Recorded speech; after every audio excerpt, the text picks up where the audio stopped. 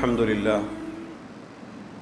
لله نحمده ونستعينه ونستغفره ونؤمن به ونتوكل عليه ونعوذ بالله من شرور أنفسنا ومن سيئات أعمالنا من يهده الله فلا مضل له ومن يضلل فلا هادي له أشهد أن لا إله إلا الله وأشهد أن محمدًا عبده ورسوله أما بعد فإن خير الحديث كتاب الله وخير الهدي هدي محمد صلى الله عليه وسلم وشر الأمور محدثاتها وكل محدثة بدعة وكل بدعة ضلالة أعوذ بالله من الشيطان الرجيم بسم الله الرحمن الرحيم ومن يعص الله ورسوله ويتعد حدوده يدخله نارا خالدا فيها وله عذاب مهين صدق الله العظيم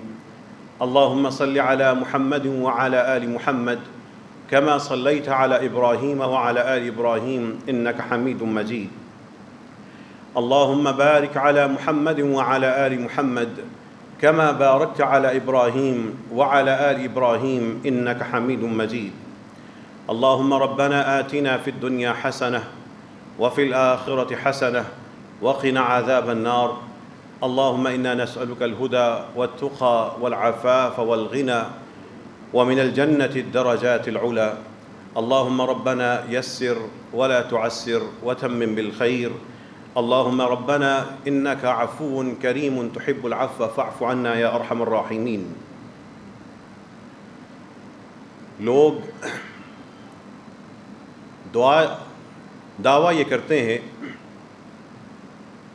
کہ ان صلاتی و نسکی و محیای و مماتی للہ رب العالمین، کہ میرا جینا مرنا، میری نماز، میری قربانی اللہ ہی کے لیے ہے.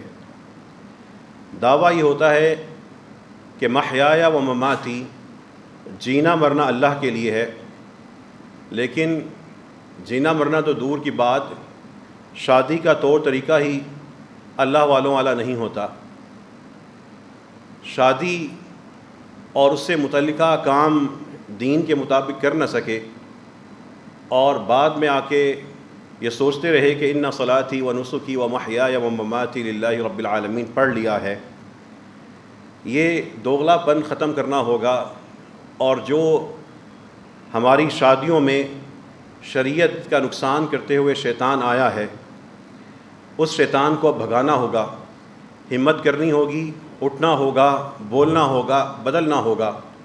اللہ تعالیٰ کے احکامات کو جو پامال کیا جاتا ہے اس پامالی کو روکنا ہوگا، ورنہ جو میں نے آیت پڑھی ہے اس کا مفہوم یہ ہے وَمَن يَعْصِ اللَّهَ وَرَسُولَهُ، جو اللہ اور اس کے رسول کی نافرمانی کرے گا، وَيَتَعَدَّ حُدُودَهُ، اور اس اللہ کی حدود کو کراس کرے گا اور اس حدود سے تجاوز کرے گا، يُدْخِلْهُ نَارًا، اللہ اس کو آگ میں داخل کرے گا، خالداً فیہا، وہ پھر مدتوں اور سدا وہیں پڑا رہے گا، وَلَهُ عَذَابٌ مُهِينٌ، اور ایسے شخص کے لیے بڑا ہی رسوا کر دینے والا عذاب ہے. یہ معاملہ نجی نہیں ہے، خاندانوں کا نہیں ہے، دو خاندانوں کا نہیں ہے، یہ اللہ کی شریعت ہے. اور اللہ کی شریعت اجتماعی طور پہ بھی ہوتی ہے، انفرادی طور پر بھی ہوتی ہے، خاندانوں میں بھی ہوتی ہے، ملکی سطح پہ بھی ہوتی ہے.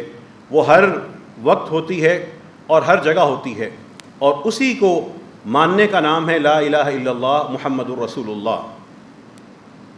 اللہ تعالیٰ نے مردوں کو عورتوں کا نگہبان اور ان کا سرپرست اور ان پہ برتری دے کر ان سے ایک درجہ اللہ نے اعلیٰ ان کو رکھا ہے اور بنایا ہے.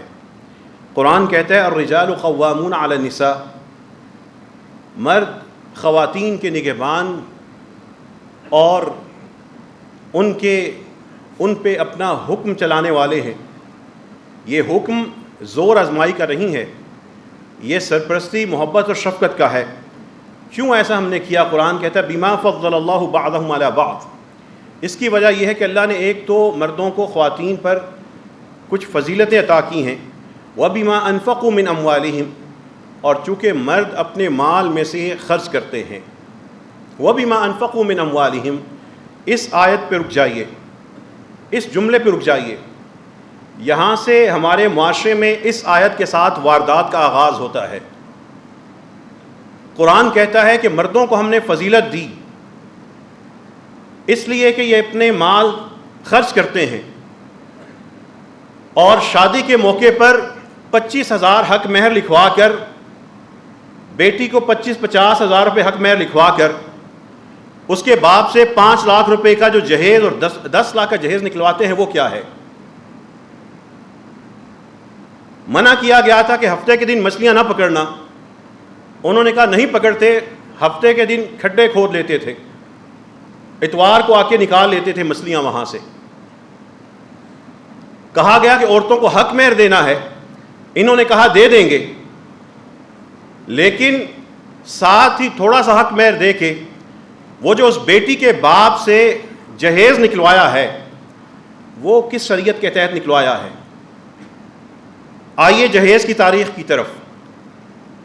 اس جہیز کا کوئی تصور اسلام میں ہے ہی نہیں، اس کا لفظ ہی اسلام میں نہیں ہے. یہ غیر اسلامی ہمارے پڑوسی ملک سے، ہندو مذہب سے اور وہاں کے ملک سے یہ چیز پھیلی ہے. اور وہاں پر جہیز کا مطلب یہ ہے کہ جب بیٹی کو رخصت کیا، اس کو مال و متاع دے دیا، اور آج کے بعد اس بیٹی کا اس گھر کے ساتھ کوئی تعلق نہیں ہے، وراثت سے بھی محروم ہے. یہ تصور بدقسمتی سے جہیز ایک نحوست نہیں ہے، اس کے نتیجے میں مزید شریعت پامال ہوتی ہے. جب اسلامی جمہوریہ پاکستان کے شناختی کارڈ کے مطابق مسلمان لوگ اپنی بہنوں کو یا بیٹیوں کو باپ کی وفات کے بعد وراثت میں حصہ نہیں دیتے یا کٹوتی کرتے ہیں کہ تمہیں شادی کے موقع پہ جو جہیز دیا گیا تھا وہی تمہارا حصہ تھا، اب اگر بھائیوں کے ساتھ اپنا تعلق برقرار رکھنا ہے اور اگر چاہتی ہو کہ بھائی تمہارے ساتھ رابطے میں رہیں تو اپنے حق سے دستبردار ہو جاؤ اور سائن کر دو. یہ واردات ہر تیسرے چوتھے گھر میں ہو رہی ہے. رسول اللہ صلی اللہ علیہ وسلم اپنی بیٹی حضرت فاطمہ رضی اللہ عنہا کا جب رشتہ حضرت علی رضی اللہ عنہ سے طے کرتے ہیں، علی سے پوچھتے ہیں رضی اللہ عنہ کچھ ہے؟ حضرت علی رضی اللہ عنہ کہتے ہیں میرے پاس تو کچھ نہیں. رسول اللہ صلی اللہ علیہ وسلم فرماتے ہیں این درعک الحطمیہ، تمہاری وہ ایک زرہ ہے وہ کہاں ہے؟ انہوں نے کہا ہاں وہ ہے. آپ نے کہا اس کو بیچو. انہوں نے بیچی. 460 یا 480 درہم میں حضرت عثمان نے خریدی رضی اللہ عنہ. حضرت علی رضی اللہ عنہ نے وہ مال لا کے رسول اللہ صلی اللہ علیہ وسلم کو تھما دیا، لیجئے جو مناسب ہے وہ خرید لیجئے.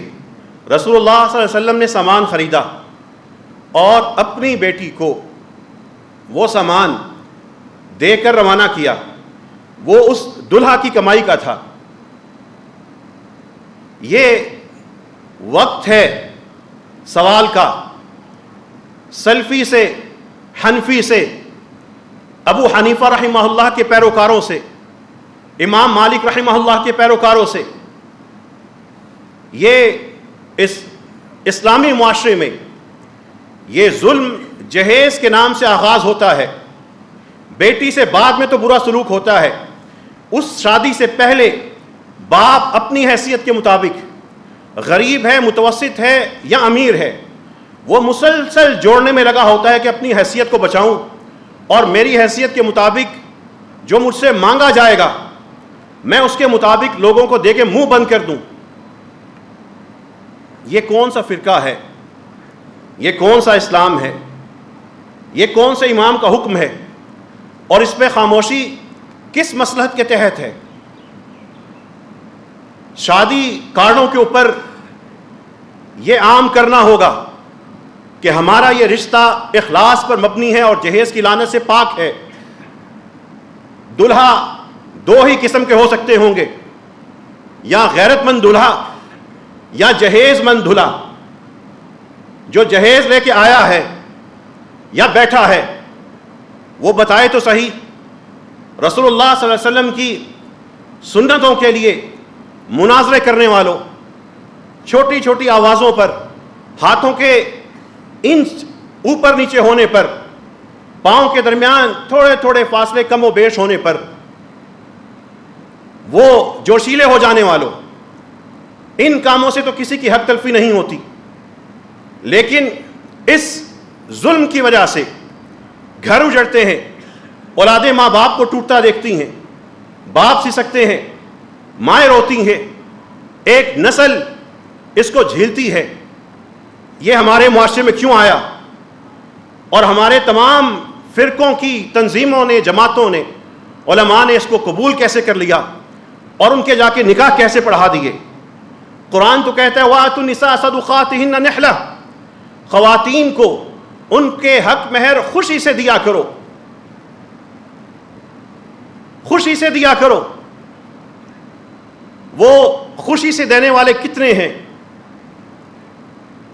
میت کا حساب جب شروع ہوتا ہے اکثر لوگوں کو پتہ لگتا ہے ابھی حق مہر ہی باقی ہے، وہ قرض ہوتا ہے، لوگوں نے نہیں دیا ہوتا، بیوی ہے، مروت میں ساتھ ہے، خدمت کر رہی ہے، اس کو کیا دینا ہے، معاف کر دے گی، انتظار میں بیٹھے ہیں۔ یہ ہمارے معاشرے میں کیوں ہے؟ اس سے اور بڑی نحوست موجود ہے اور چرچے ہیں، وہ دکھ بنتی ہے۔ ایسے ہی لالچی نوجوان جب داماد بنتے ہیں اور سسر بوڑھا ہوتا ہے، وہ اپنی بیوی کو پیغام دے رہا ہوتا ہے اپنے باپ سے کہو جو تمہارا حصہ بنتا ہے جائیداد میں وہ تمہارے نام کر دے تاکہ ہم اس کو کہیں استعمال کر لیں۔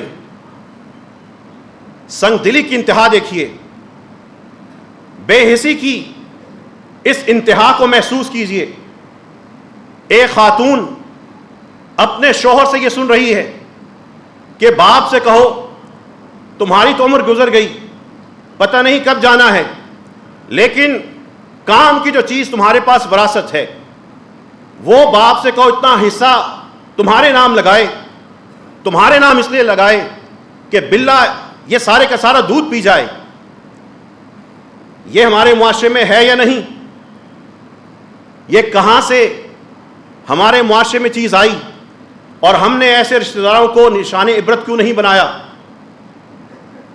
یہاں پر حق مہر نہیں دیتے، یہ حساب لگاتے ہیں کہ بیوی کے باپ کے پاس مال کتنا ہے، وہ شخص جس نے اپنی بیٹی آپ کو دے دی، وہ شخص جس نے اس نازوں سے پالی ہوئی بیٹی آپ کے سپرد کر دی، اس کے ساتھ یہ سلوک اور اس کی بیٹی کے ساتھ وہ خاتون اگرچہ خاموش رہتی ہوگی لیکن وہ اندر سے اس بندے کی حیثیت اور حقیقت سمجھ جاتی ہوگی۔ وہ شاید اپنی زندگی گزارنے کے لیے کہ اب ان بچوں کے ساتھ کہاں جاؤں گی، اس لالچی انسان کا ساتھ ہے، پورا کرنا ہے، لیکن وہ شخص اپنا وقار کھو چکا ہوگا۔ یہ سسر کی جائیداد پر نظر رکھنے والے اس خدا سے ڈریں جس نے ان کو پیدا کیا ہے اور ان کو وہ مجبور کر سکتا ہے۔ وہ اس سسر کی زندگی میں ان کی بھی موت آ سکتی ہے اور ان کے ہاتھوں کی کمائی ہوئی جائیداد ایک فوتگی کی وجہ سے جو لوگ وارث بنتے ہیں انسان کو تصور بھی نہیں ہوتا۔ یہ شادی بیاہ کے کلچر انفرادی معاملہ نہیں ہے، اجتماعی معاملہ ہے اور شریعت سے متعلق ہے۔ کثرت سے لوگوں نے سوال کیے، ایک بحث کا آغاز ہوا، پچھلے خطبہ جمعہ کے بعد دور دور تک یہ بحث گئی کہ ولیمے کے نام پر جو ہم اتنے بڑے کھانے کر رہے ہیں اور لاکھوں روپے کا قرض لیتے ہیں اور لاکھوں روپے اس پہ خرچ کرتے ہیں، آئیے اپنے مسلک پہ قائم رہتے ہوئے، اپنے جس امام کو مانتا ہے اس کو مانتے ہوئے رسول اللہ صلی اللہ علیہ وسلم کی ایک سنت کو زندہ کرتے ہیں۔ رسول اللہ صلی اللہ علیہ وسلم کا حضرت ہماری ماں حضرت صفیہ کے ساتھ نکاح ہوا، آپ صلی اللہ علیہ وسلم نے ولیمہ کیا. ولیمے میں دو چیزیں تھیں، ستو تھا اور کھجور تھی. لوگ کھجور کھاتے تھے، ستو پیتے تھے، اٹھ کے چلے جاتے تھے. ہے کوئی اعلان کرے کہ جہاں پر مہنگائی نے ستم ڈھا دیے، لوگ خرافات کا شکار ہو گئے، اپنی ناک اونچی رکھنے کے چکر میں سنتوں کو پامال کر گئے، ہے کوئی جو کہے میں اپنے بیٹے کی شادی پر یہ سنت زندہ کروں گا، اپنے بھائی کی شادی پر ان خرافات سے نکل جاؤں گا؟ ہے کوئی 100 شہیدوں کا ثواب لکھوانے والا، کوئی ان سنتوں کو زندہ کرنے والا؟ یہاں پر تو جو نکاح پڑھانے والے مولوی صاحب آئے ہوں گے، آپ ان کو ستو اور کھجور پیش کر دیں، ہو سکتا ہے کہ نکاح کے لیے کسی اور عالم دین کو بلانا پڑے، ہو سکتا ہے وہ پڑھا کے تو آ جائے، بعد میں آپ سے بدلہ پورا لے لے، اس لیے کہ یہ منبر اور یہ محراب جب کمانے کے اور کھانے کے ذریعے بن جائیں تو یہاں سے خاموشی ہوتی ہے اور سامنے سے سنتوں کا وہاں سے قتل ہوتا ہے اور یہاں سے خاموشی ہوتی ہے. مفادات کا دو طرفہ نظام بنتا ہے اور وہ شادی کے معاملے میں ہمارے معاشرے میں بن چکا. آئے رسول اللہ صلی اللہ علیہ وسلم کی ایک اور سنت بتاتا ہوں. کوئی سوچ رہا ہوگا کھجوریں ہوں گی بہت سی، ستو ہوگا شاندار سا.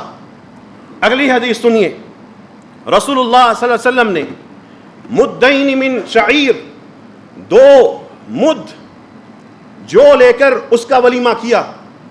2 مد بنتا ہے 1.25 کلو، 1.25 کلو اکٹھا کیا، مکس کیا، کھلا دیا، ولیمے کی نیت کی، ولیمہ ہو گیا. یہ ولیموں پہ لاکھوں روپے خرچ کر کے قرضہ لینے والے اور اس موقع پہ فضول خرچی کر کے بعد میں رونے والے، اگر عقل کے ساتھ رسول اللہ صلی اللہ علیہ وسلم کی محبت اور ان کی اطاعت کے جذبے کے ساتھ واجبی کھانا کھلائیں، دوستوں کو بلائیں، اہتمام کریں، اور جو فضول خرچی کرنی ہے اس کا دور کہیں پلاٹ خرید لیں. جو 5-10 لاکھ ضائع کرنا ہے، خوابیں اسلام آباد کے بڑے سیکٹر کی نہ دیکھیں، دور جا کے خرید لیں. 5-10 سال زندگی میں یوں گزرتے ہیں، وہ 5-10 لاکھ کا پلاٹ آپ کے بیٹے اور بیٹیوں کے لیے لاکھوں روپے کا ہو چکا ہوگا 5-10 سال کے بعد. وہ بہتری کی طرف جا رہے ہوں گے. یہاں پر لاکھوں روپے خرچ کر کے بیوی سے جھگڑا ہوتا ہے، نئی دلہن خرچہ مانگتی ہے، اس نے اپنی تنخواہ میں سے لوگوں کا قرضہ اتارنا ہوتا ہے، چڑچڑاپن دونوں طرف سے آتا ہے، شکوے آنا شروع ہوتے ہیں، اور پھر نوبت وہیں پہ پہنچتی ہے جہاں پہ یہ دونوں بولتے ہیں اور محلہ سنتا ہے. رسول اللہ صلی اللہ علیہ وسلم کی یہ سنتیں حدیثوں میں لکھنے کے لیے نہیں تھیں، یہ چہرہ دکھانے کے لیے، آئینہ دکھانے کے لیے تھیں، یہ عمل کرنے کے لیے تھیں. رسول اللہ صلی اللہ علیہ وسلم کی ایک اور حدیث کی روشنی میں کہ جس میں رسول اللہ صلی اللہ علیہ وسلم کا جب نکاح ہوا حضرت صفیہ سے، تو ایک ہی دفعہ سارے کے سارے مہمانوں کو بلا لینا اور ان کے لیے پھر بھاگ دوڑ کرنا اور تھک جانا، ایک تو ہمارا یہ طریقہ ہے. رسول اللہ صلی اللہ علیہ وسلم کا وہ ولیمہ 3 دن جاری رہا. لوگ آتے رہے، جو گھر میں پکتا تھا کھاتے رہے، کھا کے جاتے رہے، ولیمہ ہوتا رہا. نہ بڑی جگہ کی ضرورت پڑی، نہ لاؤ اکٹھے 300-400 مہمانوں کی جگہ، نہ اہتمام کرو، بھاگو دوڑو جمع کرو. جو پکا ہے چچا آپ بھی آ جائیں، خالو آپ بھی آ جائیں، کزن کو بلا لیں، شام کو دوستوں کو بلا لیں، کسی کو ویکینڈ پہ کھلا لیں، کسی کو دفتر میں کھلا لیں.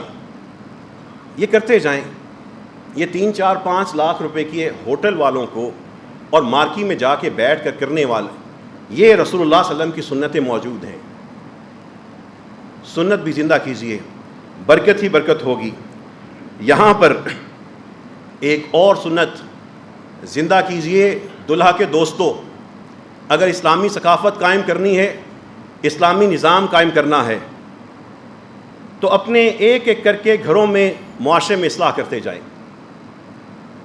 فرض کیجئے ہم اپنے نظام تعلیم میں سے بےہودگی ختم کر دیں، ڈانس ختم کر دیں، جو وہاں پر ثقافت کے نام پہ، پارٹی کے نام پہ بےہودگی ہوتی ہے ختم کر دیں، کو ایجوکیشن ختم کر دیں، آپ کا نظام اسلامی بن جاتا ہے۔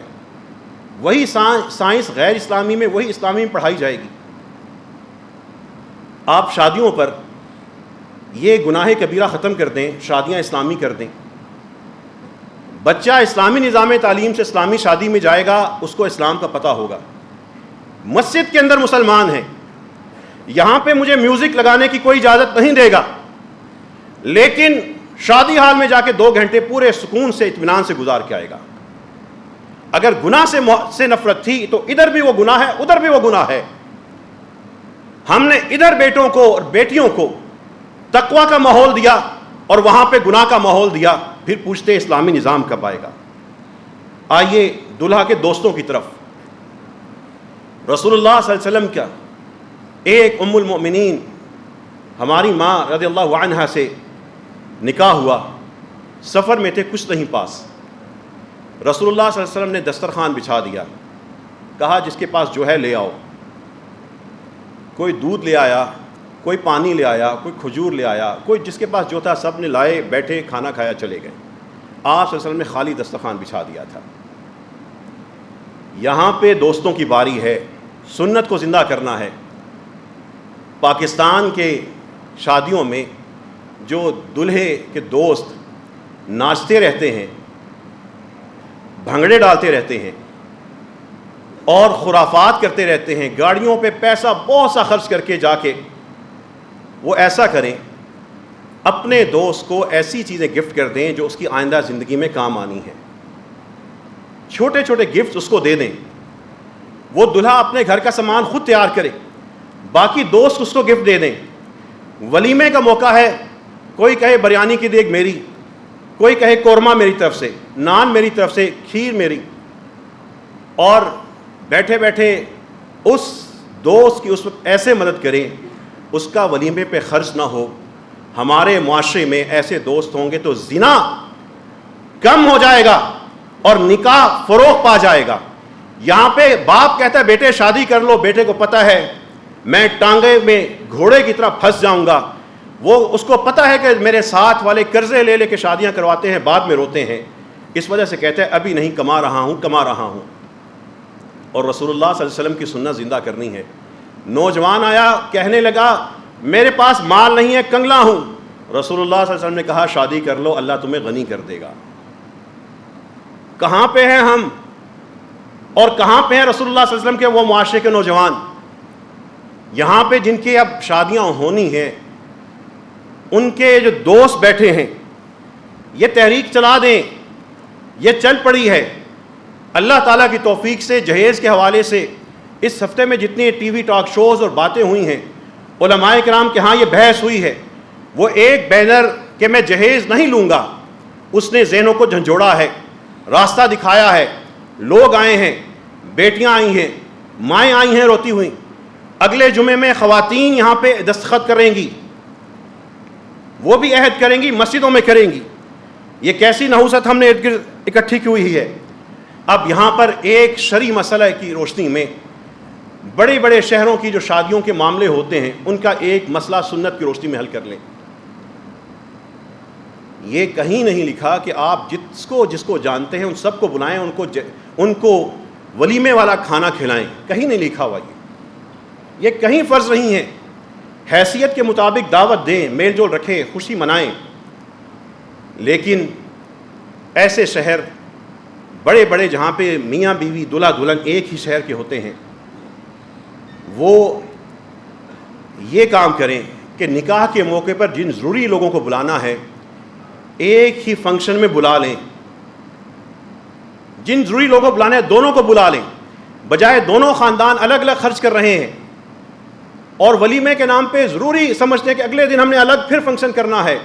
ایسی کوئی پابندی شریعت پہ نہیں ہے کہ آپ سب لوگوں کو پہلے دن اور پھر دوسرے دن میں اکٹھا کریں۔ شریعت میں ایسی کوئی پابندی نہیں ہے۔ لوگ جھجک رہے ہوتے ہیں ایک فنکشن کرتے ہوئے، دونوں خاندان اگر نزدیک ہیں ایک ہی جگہ پہ اکٹھے ہو جائیں، واجبی لوگوں کو بلا کے جو دعوت کرنی ہے سادہ اچھی بہتر 1 ڈش کرنی ہے 2 ڈشیں کرنی ہیں کھلائیں اور بھیج دیں۔ اور جن کے ذہن میں یہ مسئلہ ہے کہ دلہا اور دلہن کی آپس میں تنہائی کے بعد ولیمہ بنتا ہے، وہ اگلے دن جو آپ نے چند دن کے بعد، ہفتے کے بعد، 10 دن کے بعد کوئی کھانا پکائیں، آپس میں کھائیں، سسرال کو بلا لیں، نزدیکی بہن بھائیوں کو، رشتہ داروں کو بلا لیں، وہ تھوڑے سے لوگوں کا کھانا ہی ولیمہ ہوگا۔ وہ دال بھی پکی ہوگی تو ولیمہ ہوگا، اس کے لیے مرغا بکرا کسی بازوق مولانا کی ڈیمانڈ ہو سکتی ہے، شریعت کی نہیں ہے۔ لوگ باتیں کر سکتے ہیں، اللہ تعالیٰ کے رسول صلی اللہ علیہ وسلم کی ولیمے اس طرح کی ڈشوں میں بھرے ہوئے نہیں تھے، اتنے قسم کا قورمہ، اتنے قسم کی بریانی، اتنے سلاد، یہ اسراف فضول خرچی میں آتا ہے، اور وہ فضول خرچی ہم اہتمام سے کر رہے ہیں۔ اور اس سے بڑھ کر ایک عملی چیز، اگر شہر کی مسجدیں مل جائیں، دلہا کے دوست مل جائیں، اور دلہا اس بات کی نیت کر لے میں جہیز نہیں لوں گا، یہ تینوں چیزیں ابھی تک کا جو میں نے خطبے دیے ہیں اس کی روشنی میں یہ بغیر اضافی خرچ کے جہیز کی لعنت بھی ختم ہو جائے گی، ولیمہ بھی ہو جائے گا، شادی بھی ہو جائے گی۔ سادہ سی بات سنیے، اگر بڑی بڑی مسجدیں، ایک شہر کی 3 4 5 مسجدیں مسجد میرج ہال بنا دیں اور شادی کا فری سامان مہیا کر دیں، آپ کا کیٹرنگ کا خرچہ سارے کا سارا وہاں کا ختم ہوا، بیٹھنے کا۔ دوسرا خرچہ کھانے کا ہوتا ہے، جو کم از کم بھی 1 لاکھ سے 3 4 5 لاکھ تک لوگ کرتے ہیں، وہ اپنے مہمانوں کو ضروری رکھیے، اور دلہا کے دوست وہ کھانے کا خرچ اٹھا لیں، دلہا اس سے بھی فارغ ہوا۔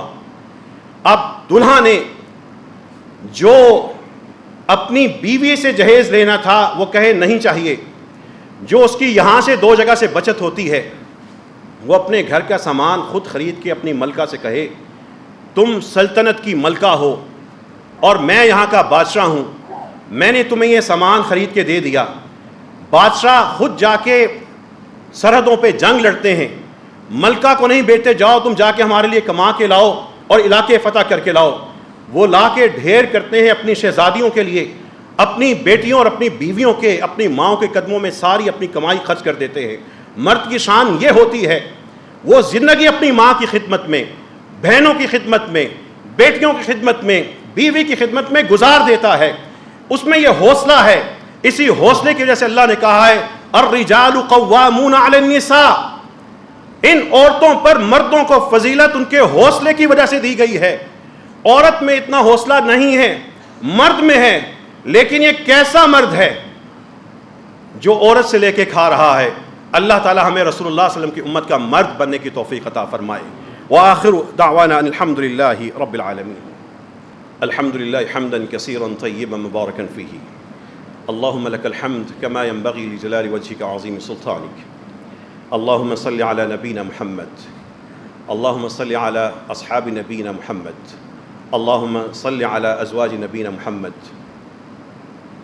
جو لوگ کھڑے ہیں یا باہر بیٹھے ہیں ان سے گزارش ہے کہ اوپر کی منزل میں پنکھے لگ چکے ہیں، جگہ تیار ہو چکی ہے، راستے میں نہ کھڑے ہوں۔ آپ جب راستے میں کھڑے ہوتے ہیں اول تو خطبے کا احترام ہی ہے کہ بیٹھ کے خطبہ سنا جائے، اور اوپر جگہ بھی موجود ہے، صاف ستھری جگہ تیار کر دی گئی ہے۔ جو لوگ مسجد کے دروازے پہ کھڑے ہیں ان سے بھی درخواست ہے کہ اوپر چلے جائیں، اور جو صحن میں پیچھے بیٹھے ہیں وہ راستہ خالی کر دیں تاکہ لوگ گزر سکیں۔ یہاں پر رسول اللہ صلی اللہ علیہ وسلم کی 2 سنتیں وہ آپ کے سامنے بطور سوال اور امتحان رکھ رہا ہوں۔ آپ نے ماشاءاللہ زندگی میں اتنے ولیمے کھائے ہوں گے، ولیمہ کھانے کے بعد دعا کون سی دیتے ہیں؟ یاد کیجئے، ولیمہ کھایا اور ولیمہ کھانے کے بعد آپ نے جن کا ولیمہ کھا کے آئے ہیں ان کو دعا کون سی دے کے آئے ہیں؟ سجدے کی دعائیں تو یاد ہیں، یہ تو اللہ کے لیے ہوئیں۔ جنہوں نے اہتمام کیا تھا، جنہوں نے بلایا، پکایا، سجایا، پیش کیا، ان کے لیے کیا دعا کر کے آئے ہیں، اور رسول اللہ صلی اللہ علیہ وسلم ان کے لیے کیا دعا کرتے تھے؟ ہمارے ہاں دعا تو نہیں کرتے، باہر آ کے کہتے ہیں تھوڑے سے کوفتے کچے رہ گئے تھے اور مسالہ ایسا تھا، باہر آ کے کہتے ہیں کہ بریانی کا کچھ یہ مسئلہ آ گیا تھا، اور خواتین کہتی ہیں ہاں مردوں کی طرف ایسے تھا، ہماری خواتین کی طرف تو اس سے بھی برا حال تھا۔ یہ چغلیاں اور غیبتیں ہمارے مزاج کا حصہ ہیں۔ میں یہاں پر جو ننھے بچے بیٹھے ہیں بطور خاص ان سے کہوں گا، جب گاڑی میں گھر میں ایسی بات شروع ہو، امی ابو کے سامنے منہ کے اوپر ہاتھ رکھ دیا کریں، امی ابو بھائیوں اپنے عمل ضائع نہیں کرنے، کسی کی غیبت نہیں کرنی۔ یہ چغلیاں، یہ ایک دوسرے پہ تبصرے، اس کا لباس ایسا تھا، ایسی تھی، دلہا ایسا تھا، میاں بھی ایسے لگ رہے تھے، فلاں یہ کہہ رہی تھی، یہ کیوں اپنے اعمال خراب کرتے ہیں؟ اب سنیے، جمال دیکھیے رسول اللہ صلی اللہ علیہ وسلم کی ضیافتوں کا، اس دعا کا کہ جو رسول اللہ صلی اللہ علیہ وسلم کسی کے ہاں جب کھانا کھاتے تھے تو دعا کیا دیتے تھے؟ وہ دعا، اس کی خوبصورتی، اس کی چاہت، اس کے اندر محبت، اس کی وسعت دیکھیے۔ اکل طعامکم الابرار، تمہارے کھانے نیک لوگ کھاتے رہیں، تمہارے، اور افطر عندکم الصائمون، تمہارے پاس روزے دار روزے کھولتے رہیں، وصلت علیکم الملائکہ، اور تم لوگوں کے حق میں فرشتے دعائیں کرتے رہیں۔ یہ 3 جملے کہتے تھے، اور مجھے کھلانے والے، تمہارا نصیب یہ ہو کہ تمہارے پاس لوگ افطار کریں، فرشتے تمہارے لیے دعا کریں، اور نیک لوگ تمہارے مہمان ہوں۔ اور رسول اللہ صلی اللہ علیہ وسلم کی یہ دلہا کو جو آپ دعا دے کے آتے ہیں، بتائیے تو صحیح وہ یاد ہے؟ بارک اللہ لک، اللہ تمہارے لیے برکت نصیب کر دے، وبارک علیک، تم پر برکتیں نازل ہوں، وجمع بینکما فی خیر، تمہارے اور تمہاری بیوی، یا تم بیوی اور تمہارے شوہر کے درمیان رب خیریت کے ساتھ اللہ تعالیٰ تمہیں اکٹھا رکھے۔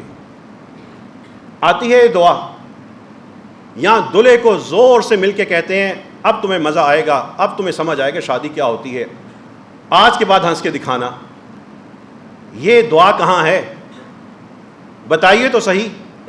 وہ جو ادھر بیٹھے ہیں، پیچھے بیٹھے ہیں، اور جب میں سوال کرتا ہوں تو سر نیچے کر لیتے ہیں۔ آتی ہے یہ دعا؟ یہ سنتیں اپنی زندہ کیجئے۔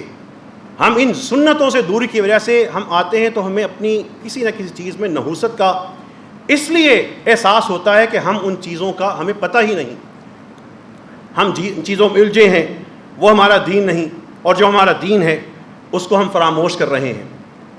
آخری بات، میں نے اس آیت کے ساتھ اپنا خطبہ شروع کیا تھا، وَمَن يَعْصِ اللَّهَ وَرَسُولَهُ، جو اللہ اور اس کے رسول کی نافرمانی کرے، وَيَتَعَدَّ حُدُودَهُ، اس کی حدوں کو پامال کر دے، يُدْخِلْهُ نَارًا، وہ اللہ اس کو آگ میں داخل کریں گے۔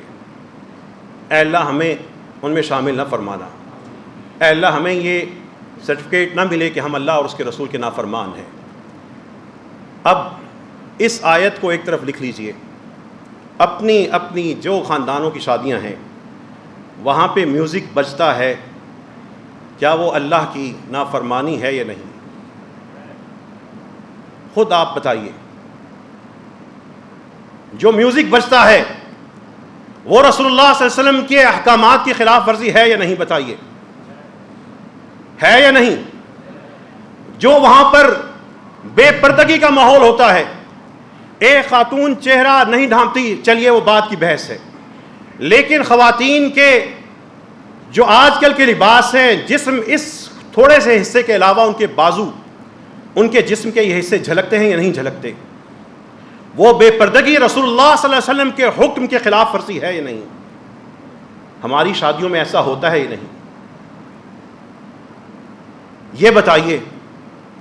وہ جو بیٹی سجا کر، کیمرہ مین بلا کر، وہ غلیظ آدمی بلا کر، وہ جو بیٹی کے ہر چہرے سے پاؤں تک، ہاتھوں سے آنکھوں تک، آنکھوں سے سینے تک، سینے سے کمر اور گردن تک اس کے پوز بناتا ہے، تصویریں آپ کو کھینچ کے دیتا ہے، اس کا البم پیش کرتا ہے،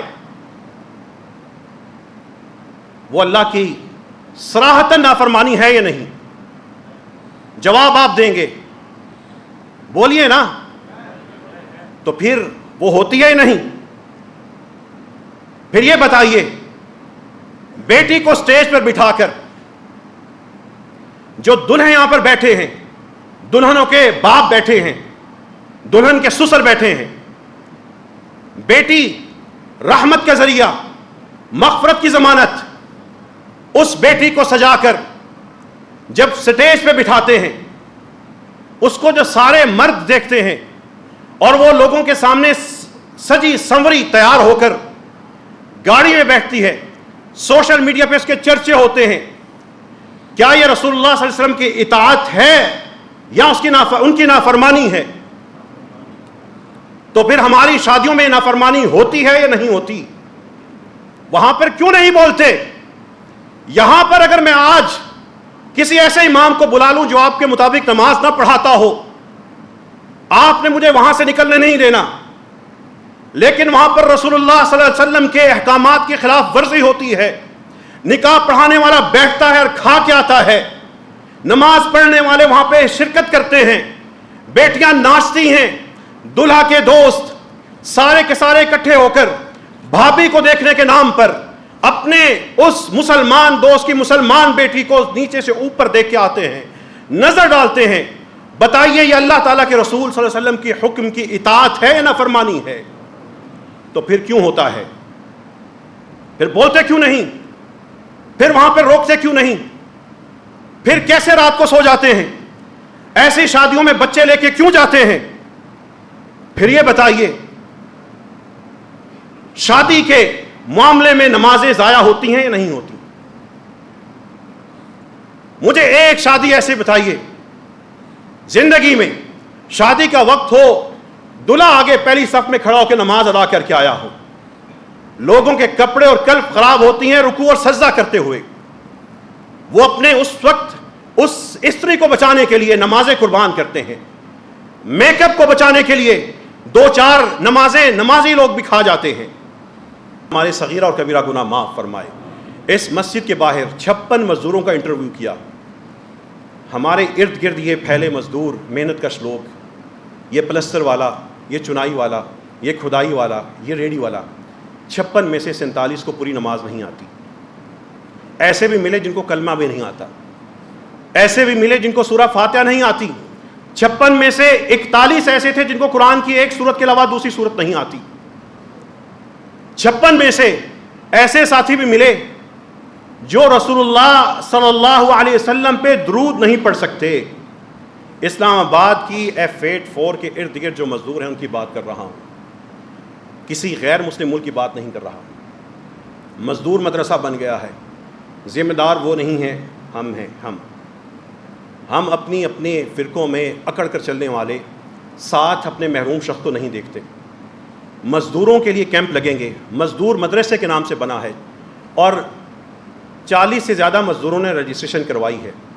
جو مزدور 3 سورتیں یاد کر لے گا، ایک نماز پوری یاد کر لے گا، اس کو 1000 روپے اور ایک سوٹ مسجد رحمۃ اللہ عالمین کی طرف سے، یہ پہلا مرحلے پہ اس کا انعام ہوگا۔ دوسرا مرحلہ پورا کرے گا پھر اتنا ہی انعام ہوگا۔ 3 سورتیں یاد کرتا جائے، نمازیں یاد کرتا جائیں، اذکار یاد کرتا جائے، جو بھی آپ کے دائیں بائیں گارڈ، چوکیدار، پلمبر، مالی، ٹیکنیشین، روڈوں پہ ڈرائیور، بڑے بڑے امیر لیکن عبادت کے حوالے سے فقیر جو بھی ہیں، مسجد رحمۃ اللہ عالمین کا دروازہ کھلا ہے۔ صبح 6 سے لے کے دوپہر 2 بجے تک یہاں پر قرائے کرام موجود ہیں۔ جو بھی آئے 1 منٹ، آدھا منٹ، 1 2 منٹ، 4 منٹ، جب بھی آئے وہ آئے۔ اگر آدھی نماز یاد ہے تھوڑی سی اور یاد کر لے، آدھا درود آتا ہے باقی یاد کر لے، ایک ذکر آتا ہے 2 اور کر لے، 4 صورتیں حفظ کی ہے 5ویں کر لیں، اٹھیں نکلیں ساری کی ساری جہالت میں سے۔ مزدور مدرسے جہاں مزدور بیٹھتے ہیں وہاں پہ انشاءاللہ ہماری ٹیم جا کے میڈیکل کیمپ بھی لگائے گی، ساتھ ناشتہ اور دوپہر کا کھانا بھی دے گی، اور ساتھ ساتھ مزدور مدرسہ بھی انشاءاللہ کام کرے گا۔ آج فجر میں 35 سے زیادہ بچے تھے، اور ذرا توجہ کیجئے، بہت سے بچوں کی شکایت آ رہی ہے کہ ہم تو مسجد آنا چاہتے تھے، ابو نہیں جاگتے۔ ابو اب اٹھ کے نماز پڑھنی پڑے گی، بچوں کے لے کے آنا پڑے گا۔ اور یہ جو ساری سمر گیمز ہیں، یہ بچے یہاں پہ ان کو چھوڑ جائیں، پیر سے لے کے جمعرات تک، صبح 9 سے لے کے 12 بجے تک بچے آئیں، کھیلیں، قرآن پڑھیں، ناظرہ تجوید ٹھیک کریں، کراٹے کلاسز ہوں گی، بیٹیوں کے لیے بھی ہوں گی، میچ ہوں گے کرکٹ کے، فٹ بال کے، مسجد کروائے گی، ہفتہ اتوار کو شام میں ہوگا۔ ان بچوں کو چھوڑ دیں، ان کو اتنے زیادہ کورسز نہ کروائیں، گرمی میں کھیلنے دیں، اور کھیلنے کے لیے مسجد رحمۃ اللہ عالمین نے انتظام کیا ہے۔ اور آخری بڑی خوشخبری یہ ہے، اللہ تعالیٰ کی توفیق سے جو 2 سال پہلے یہاں سے قربانی دسترخوان کا آغاز ہوا تھا، مزید 6 شہروں میں لوگ اب لگانے پہ تیار ہو چکے ہیں۔ راول پنڈی، اسلام آباد میں 15 مقامات پہ مسجدوں نے تیاری کر لی ہے، اور انشاءاللہ ایک دن آئے گا اسلام آباد میں لوگ کچا گوشت لے کے کھڑے ہوں گے، لینے والا کوئی نہیں ہوگا انشاءاللہ تعالی۔ ہم اپنے غریب مسکین کو عید کے دن دھکا نہیں کھانے دیں گے، بکھرنے نہیں دیں گے۔ ایک بیوہ خاتون 3 دن اپنے پوتوں کے ساتھ آ کے وہ کھانا جو ہے وہ کھلاتی رہی، اس کا بیٹا بھی فوت ہو چکا تھا۔ تیسرے دن جا کے کہنے لگی، مسجد رحمۃ اللہ عالمین کو دعا دے کے کہتی ہے کہ اللہ تعالیٰ بھلا کرے، 12 سال ہوئے بیوہ ہوئے، 12 سال ہوئے بیٹے کو فوت ہوئے، یہ پوتے میرے چھوٹے چھوٹے تھے، ہر عید پہ بکھر جاتی تھی، میری بیٹی اس گلی میں جاتی تھی، میں اس گلی میں جاتی تھی، میرا بیٹا اس محلے میں جاتا تھا، ہم عید کے دن بھی مارے پھرتے تھے گوشت جمع کریں، ہم اکٹھے نہیں بیٹھتے تھے۔ 3 دن سے آئے ہیں، کھانا کھا رہے ہیں، اور یہاں سے بیٹھتے ہیں، فیصل مسجد جاتے ہیں، میں بچوں کے ساتھ عید مناتی ہوں۔ لوگ بڑے دکھی ہیں، ان دکھیوں کے لیے اپنے اپنے گھر میں 2 کلو گوشت پکائیں اور باہر کھلا دیں، لوگوں کو دھوپوں میں دھکے نہ کھانے دیں، عورتوں کے لیے دسترخوان لگائیں، بچوں کے لیے لگائیں۔ 10 ذو الحجہ سب سے بڑا دن ہے، برکت والا، اس دن کا عمل سب سے بڑا ہے۔ اس دن مسجدیں بند نہ کریں، مسجدوں کے ذریعے اپنے ان مساکین کو، مستحقین کو سنبھال لیں۔ اللہ ہمیں بے حساب دے رہا ہے اور عزت سے دے رہا ہے، آگے عزت سے بانٹنے کا سلیقہ سیکھیے۔ اللہ سے دعا کیجیے، اللہ ہم سب کو اپنے فضل سے بے نیاز فرما۔ اے اللہ جو ہمیں عطا کیا ہے اس سے بے حساب خرچ کرنے کی توفیق عطا فرما۔ اے رب کریم، ہمارے ایک بڑے پیارے بھائی ڈاکٹر ناصر کے والد انتقال کر گئے ہیں، ہمارے بزرگ محمد شریف، رب کریم ان کی مغفرت فرما دے، ان کی قبر کو منور اور معطر کر دے۔ اے اللہ ہم سب کے مریضوں کو شفا عطا فرما، جو تنگ دست ہیں اللہ ان کو بے حساب عطا فرما دے۔ اے رب کریم، جو بکھرے ہوئے ہیں اللہ ان کو سمیٹ دے، جو پھسلے ہوئے ہیں اللہ ان کو ثابت قدمی نصیب فرما، جو گناہ کے عادی ہیں اللہ ان کو گناہوں سے چھٹکارا نصیب فرما، جو نیک کر رہے ہیں اللہ نیکی ان کا راستہ بنا دے، نیکی ان کا اوڑھنا بچھونا بنا دے۔ اے اللہ نیکی ان کی زندگی، نیکی ان کا خاتمہ بنا دے۔ اے اللہ ہم سب کی نیکیوں کو قبول فرما، ہمیں گناہوں سے بچا لے، ہمارے بچوں کو، ماں باپ کو، ہمیں اے اللہ دوزخ کی آگ سے بچا لے۔ اے اللہ دوزخ کی آگ سے بچا لے، جو دوزخ کی آگ ہم نے اپنے گھروں میں اپنی کمائی سے بھڑکائی ہوئی ہے، اے اللہ اس کو ہمیں بجانے کی توفیق عطا فرما۔ اے اللہ ہماری بیٹیوں اور بہنوں کے نصیب اچھے کر دے، جو خواتین ہیں اللہ ان کی ہر دعا کو پورا فرما، مردوں کی ہر خواہش کو پورا فرما۔ اے اللہ گھروں میں آسانیاں نصیب فرما۔ اے رب کریم ہمیں اپنے معاشرے میں، خاندانوں میں آسانیاں نصیب فرما۔ اے رب کریم ہمیں آسانیاں بانٹنے والا بنا دے۔ اے اللہ ہمیں لوگوں کے لیے شفقت بانٹنے والا بنا دے۔ اے اللہ ہمیں اپنی رحمت کی تقسیم کا ذریعہ بنا۔ اے رب کریم ہم سے راضی ہو جا، اپنا بنا دے، نبی کریم صلی اللہ علیہ وسلم کی شفاعت نصیب فرما دے، قیامت کے دن کا ساتھ نصیب فرما دے۔ اے رب کریم ہماری زبانوں کو اپنے ذکر سے طاری رہنے والی زبان بنا دے، ہاتھوں کو خیر کا ہاتھ بنا دے۔ اے اللہ ہمارے وجود کو خیر کا وجود بنا دے۔ اے اللہ ہم سب کو اپنے ماں باپ کے ساتھ، اپنے بچوں بہن بھائیوں کے ساتھ جنت میں اکٹھا فرما دینا۔ وآخر دعوانا ان الحمد للہ رب العالمین۔